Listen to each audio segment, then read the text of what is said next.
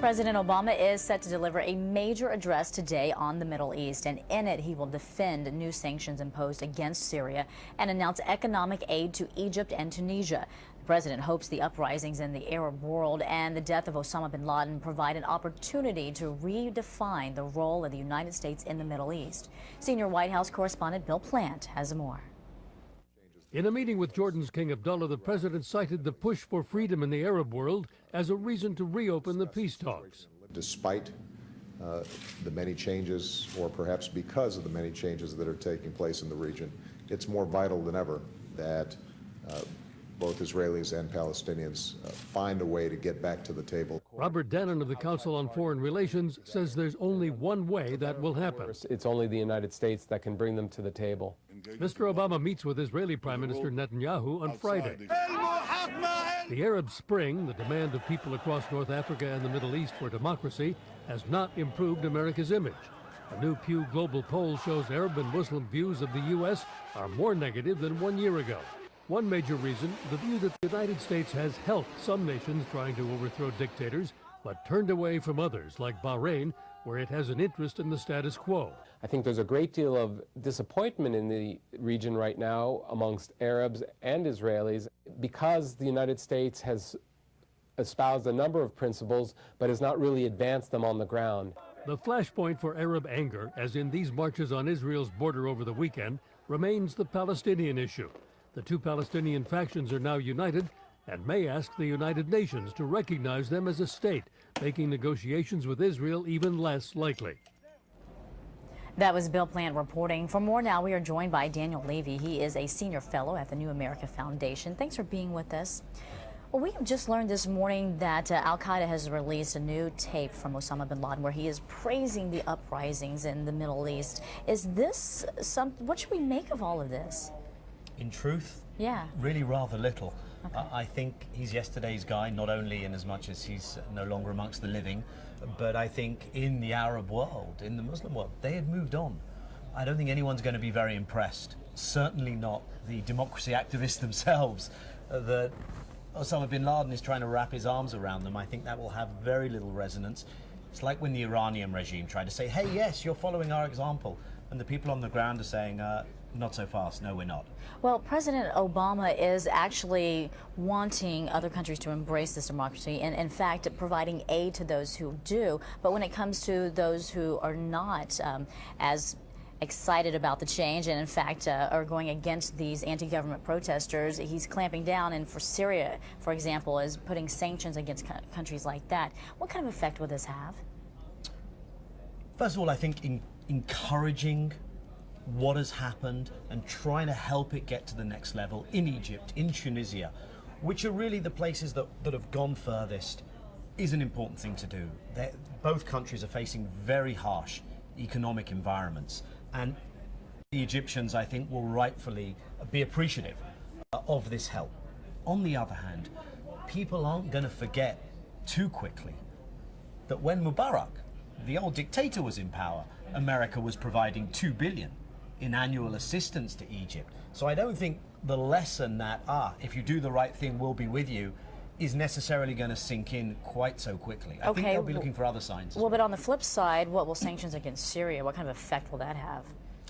Rather limited, because America has been sanctioning Syria for the better part of 3 decades. And even prior to the recent harsh response taken by the Syrian regime to its own demonstrators, even prior to that, there was a very developed sanctions regime by the US against Syria. So what you actually find is a situation, and it doesn't just apply to Syria, in which America has very little leverage because it already had cut ties to certain countries right down to a bare minimum. Similar with Iran. When we saw the developments after elections in Iran, there was actually not much left for America to do to escalate its displeasure. And so this is largely symbolic. It's sending a signal. The democracy activists may be encouraged by that signal, but not more than that. Let's shift a little bit, because last September the president put a 1-year goal on creating a framework for peace for Israel and the Palestinians. Shortly after that, talks broke down. What's it going to take to get both sides back to the bargaining table? I think what most people are asking today is not how do you get them to the table, because if you remember, just this past September... It never works. They came to the table for 3 weeks, they've been back and forth at the table for 18 years. How do you get beyond just sitting at the table? Now, in that respect, here's an example of somewhere where America does have the leverage. Israel is very dependent on America, $3 billion in assistance. The Palestinians are helped by the Americans. It's an example in which America restricts itself, for understandable political reasons back home, from using that leverage. And so I think what the region is looking for is to finally get beyond this stasis where the Palestinians don't have their freedom, they don't have their state. And this is an issue through which so much of the region looks at America and says, why are you so impotent with your biggest aid recipient? On the American side, he's caught between a rock and a hard place, because this is a hard lift politically. So I think in the speech today, the president will probably not set out a program. I think the best we can hope for is to really talk honestly to both Israelis and Palestinians, perhaps stressing non-violence in his message to the Palestinians, and perhaps stressing the need really to have a Palestinian state, to have Palestinian freedom, and for Israel to get out of the business of occupation on the other side. Do you think much is going to come out of the meeting between the president and the Israeli Prime Minister Benjamin Netanyahu on Friday? I think the Israeli Prime Minister set out his stall earlier this week in the Israeli Parliament, and it was a pretty hard-line position which didn't leave much wiggle room. So I think that's going to be a frustrating encounter in the White House.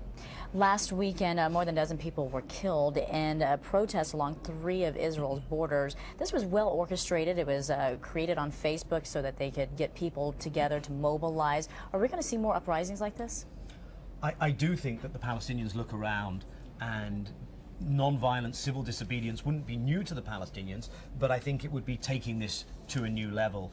And if the situation remains stuck, yes, I think whether it's in the immediate term or whether it takes a little longer, I think you will face a whole new reality of Palestinians trying to take their own destiny into their hands, using more those non-violent tools of civil disobedience. It's happening in many villages already, and it's probably the one thing that Israel most fears. And I think that's key. You said a whole new reality. It's not just for Israel, the Palestinians, it's for many of these countries, and they're finding power in a sense.